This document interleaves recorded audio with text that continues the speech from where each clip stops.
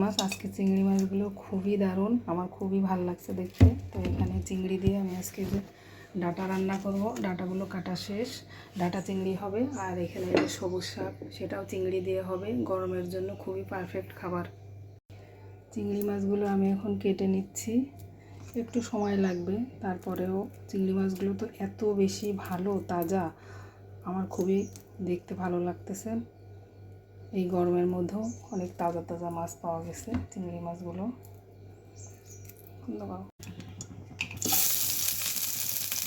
শাকটা এখন আমি ভাজি করে নেব। তো পেঁয়াজ দিয়ে দিলাম, রসুন কুচি, আর এখানে এই যে কাঁচামরিচ। শাকের মধ্যে কাঁচামরিচের পরিমাণটা একটু বেশি লাগে। আর এই যে চিংড়ি মাছগুলো দিয়ে দিব, লবণ দিয়ে দিলাম। এখন এগুলোকে ভাজা ভাজা করে নিয়ে তারপরে শাকটা দিয়ে দিই। শাকগুলো তো আগে আমি কেটে ধুয়ে রাখছিলাম, এখন দিয়ে দিলাম। গরমের মধ্যে এগুলোই তো খাওয়া বেশি উপকারী। শাক ভাজি করলে আমি সাধারণত এক্সট্রা কোনো পানি দেই না, আগে ধুয়ে পানি ঝরাতে দিয়ে রাখি, তারপরেও পানি উঠে যায়।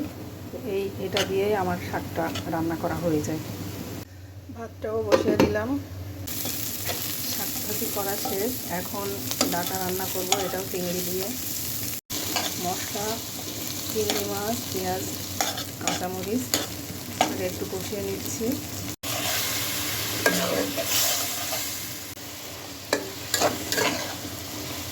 গরমের মধ্যে কিন্তু এই আইটেমটা শরীরের জন্য খুবই উপকারী, ডাঁটা চিংড়ি। এটা হচ্ছে ছুরি শুটকি, এটা আমি আজকে আলু দিয়ে ভুনা করব।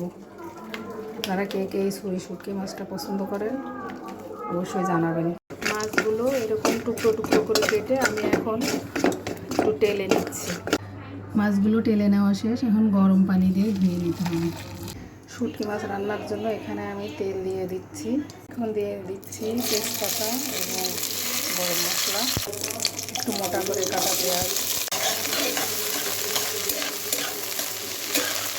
রসুন বাটা, আদা বাটা, জিরার গুঁড়া,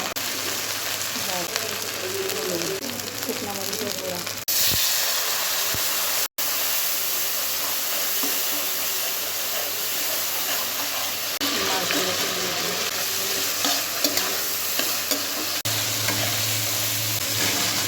আলুগুলোকে দিয়ে দিলাম।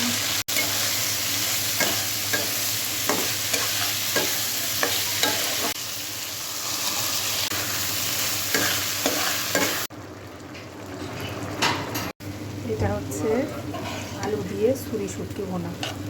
আজকে রান্নাবান্না এটা হচ্ছে ডাঁটা চিংড়ি, এটা হচ্ছে চিংড়ি মাছ দিয়ে সবুজ শাক ভাজি, আর এটা হচ্ছে আলু দিয়ে ছুরি শুটকি ভুনা।